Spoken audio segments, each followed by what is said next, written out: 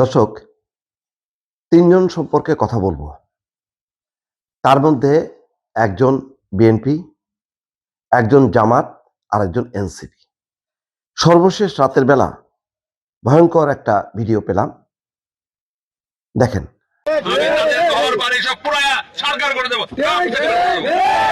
ক্ষমতায় বিএনপি থাকে আর যদি আপনারা অন্য দলকে ভোট দেন, আমি কিন্তু আপনাদের কাউকে ছাড়বো না। আমি তাদের ঘর বাড়ি সব পুরায়া সরকার করে দেবো। আমি কিন্তু কথা খুব পরিষ্কার ভাবে বলতেছি, এটা মনে করেন আমি ভয় দেখাচ্ছি। আমি পরিষ্কার করে বলতেছি, কথা আপনি রেকর্ড করে বলে দিতে পারেন, বলে দিতে পারেন যে আজকে দেখবেন। যাক, তারপরও ভালো যে মঞ্জুল হাসান মুন্সি দেবিদ্দার কুমিল্লা 4 আসনে, হাসনাত আবদুল্লাহর ভাগ্যটা বোধহয় আরেকটু খুলল। হাসনাত আবদুল্লাহ একটা হুমকির মধ্যে পড়ে গেছিল, ঝুঁকির মধ্যে, যে গণ অধিকার পরিষদের একজনকে বিএনপি সাপোর্ট দিয়েছে, কিন্তু মঞ্জুল হাসান মুন্সিকে এই বক্তব্য দিয়ে হাসনাত আবদুল্লাহকে প্রতিরোধ করতে বলা হয়নি। অত্যন্ত খারাপ কাজ, এটা অকল্পনীয় কাজ, এবং এটা আমি বলবো আমার পূর্ণ সমর্থন আছে তাকে বহিষ্কার করার ব্যাপারে। বিএনপি দেরি করেনি, কিন্তু পাশাপাশি আর দুটি ঘটনা দেখাবো, সেটার ব্যাপারে কিন্তু জামাত বা এনসিপি কোনো স্টেপ নেয়নি। দেখাই আপনাদেরকে। আজকে যারা কবরে বেশি দিন না দুনিয়ায় বেশি দিন? কবরে বেশি দিন। তাহলে কোন জায়গায় ভালো থাকতে হবে? কবরে ভালো থাকতে হবে, তাহলে ওই ব্যবস্থাটা করতে হবে, তাই না? চলে, হ্যাঁ ঠিক আছে। এটা বোনাস। তোমার দুটো পানি, আচ্ছা এই নাও তোমারও দিন। এইটা আবার ভিডিও করে দেখা বললো না, আমি আবার ভোটের জন্য টাকা দিচ্ছি, তোমাদের র্যাকেটের জন্য দিচ্ছি, কিন্তু এটা ভোটের জন্যই।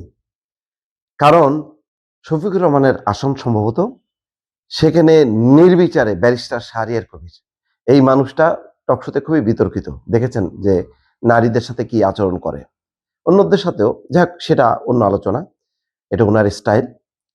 কিন্তু এইভাবে একজন বিক্রেতা, সে সামান্য দোকানদার, সিগারেট বা পান বিক্রি করছে, সে কি টাকা চেয়েছে?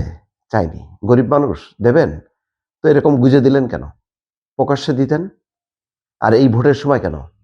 ভোটের পরে দেবেন, 12 তারিখের পরে দেবেন। 12 তারিখের পরে আপনি দেবেন না, এবং আপনি আসবেনও না।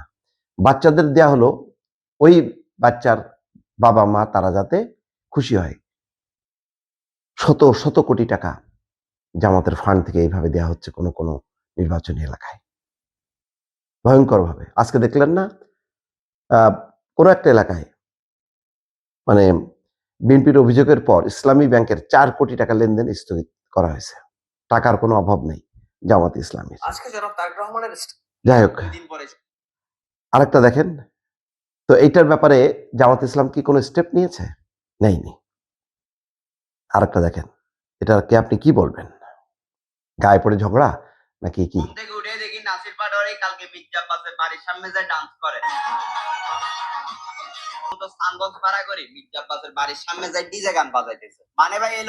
দেখেছেন নিশ্চয়ই যে ড্যান্স দিচ্ছে মির্জা আব্বাসের বাড়ির সামনে। এটা তো একটা ন্যূনতম ভদ্রতা এবং সৌজন্যতা। এই ডিসেন্সি যদি আপনার অধিকার আছে, আপনি করবেন, কিন্তু আর কোনো জায়গা নেই। আপনি তো জানেন এখানে মির্জা আব্বাস একজন প্রার্থী। আপনার ওখানে যে মির্জা আব্বাস যদি এরকম নাচে গায়ে, তাহলে মনে হবে না? সবাই বলবে না? খারাপ বলবে না? পায়ে পাড়া দিয়ে ঝগড়ার কথা বলবে না? বলবে। এই যে কর্মকাণ্ডগুলোকে এনকারেজ করা হচ্ছে, 12 তারিখে নির্বাচনের পরে সবার কিন্তু দায় দায়িত্ব, একটু রাজনৈতিক দায় দায়িত্ব কমে যায়। তখন কি হবে? যদি নাসিরুদ্দিন পাটোয়ারি ফেল করে, মির্জা আব্বাস যদি জয়যুক্ত হয়, তার কর্মীরা এগুলোর কি জবাব দেবে না? সেই জবাবের ভাষা কি হবে সেটা তো আমরা জানি। সেটাকে আমি সমর্থন করছি না, কিন্তু আপনি তো মানে খোঁচায় খোঁচায় খোঁচায় খোঁচায় আপনি একটা লাথি খাওয়ার একটা ব্যবস্থা করলেন। এনসিপি এই ব্যাপারে কোনো বক্তব্য আছে? বক্তব্য নেই। খুবই নিন্দনীয় 3টা ঘটনাই। মঞ্জুল হাসান মুন্সি কুমিল্লা 4 দেবিদ্বারে যেটা করলো, অকল্পনীয়। এই ধরনের মাস্তানি, এই ধরনের ভাষা নিন্দা করছি। বিএনপির সাথে সাথেই দেরি করেনি, তাকে দল থেকে বহিষ্কার করেছে।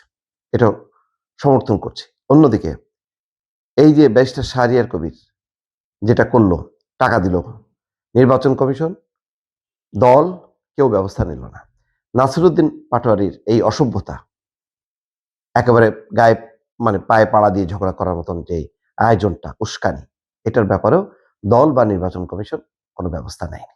দর্শক।